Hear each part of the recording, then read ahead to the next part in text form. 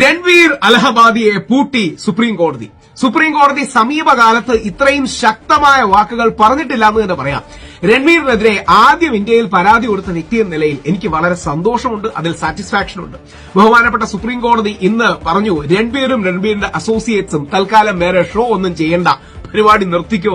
രൺവീറിന്റെ passport താനെ police സ്റ്റേഷനിൽ surrender ചെയ്യാൻ പറഞ്ഞു. രൺവീർ പറഞ്ഞത് എല്ലാ അമ്മമാർക്കും സഹോദരിമാർക്കും നമ്മുടെ കുടുംബങ്ങൾക്കും നാണക്കേടുണ്ടാക്കുന്ന കാര്യമാണ്.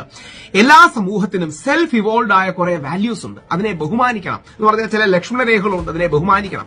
രൺവീറിന്റെ മനസ്സിലെ ഡേർട്ടാണ് ഇത് വൊമിറ്റ് ചെയ്തത്. ഞങ്ങൾ എന്തിനാണ് നിങ്ങളെ പ്രൊട്ടക്ട് ചെയ്യേണ്ടത്? ആവിഷ്കാര സ്വാതന്ത്ര്യം എന്ന് പറഞ്ഞാൽ എന്തും പറയാനുള്ള സ്വാതന്ത്ര്യമല്ല, ചില മാന്യതയും മര്യാദയും ഒക്കെ പാലിക്കണമെന്ന് പറഞ്ഞ് സുപ്രീം കോടതി അതിഗംഭീരമായി രൺവീറിനെ പൂട്ടിയിട്ടുണ്ട്. രൺവീറിനോട് എനിക്ക് ദേഷ്യമൊന്നുമില്ല. രൺവീർ ഒരു റൈറ്റ് ലീനിങ്, വലത് ലീനിങ് വ്യക്തിയാണ്. ഞാനൊരു വലതുപക്ഷ ആക്ടിവിസ്റ്റാണ്. പക്ഷേ അച്ഛൻ, അമ്മ, കുടുംബം, എല്ലാ വിശ്വാസങ്ങളും ഇതിലൊന്നും നമ്മൾ കയറി കളിക്കരുത്. അതൊക്കെ അബ്സല്യൂട്ട് നോ ആണ്. അത് നിങ്ങൾ ഹിന്ദു ആണെങ്കിലും മുസ്ലിം ആണെങ്കിലും ക്രിസ്ത്യാനി ആണെങ്കിലും കമ്മ്യൂണിസ്റ്റുകാരനാണെങ്കിലും കോൺഗ്രസ്സുകാരനാണെങ്കിലും BJP-കാരനാണെങ്കിലും ഇത്തരം വിഷയങ്ങളിൽ നമ്മൾ ഒരുമിച്ച് നിൽക്കണം. ഇല്ലെങ്കിൽ നമ്മുടെ പിള്ളേരാണ് ഇല്ലാതായി പോകുന്നത്. ഈ പെർവേർഷനും മറ്റും കണ്ട് അവരില്ലാതായി പോകും. അതുകൊണ്ട് രൺവീറിനെ പൂട്ടിയ സുപ്രീം കോടതിക്ക് ഒരു വലിയ പ്രണാമം അർപ്പിക്കുന്നു. ആബ്സല്യൂട്ട്ലി ബ്രില്യന്റ് വെർഡിക്റ്റ് ആണ്. സുപ്രീം കോടതിക്ക് നന്ദി പറയുന്നു. അതിൽ എന്നാൽ കഴിയുന്ന കുറച്ച് കോൺട്രിബ്യൂഷൻ കൊടുക്കാൻ കഴിഞ്ഞതിൽ എനിക്ക് വളരെ സന്തോഷവും ചാരിതാർത്ഥ്യവും.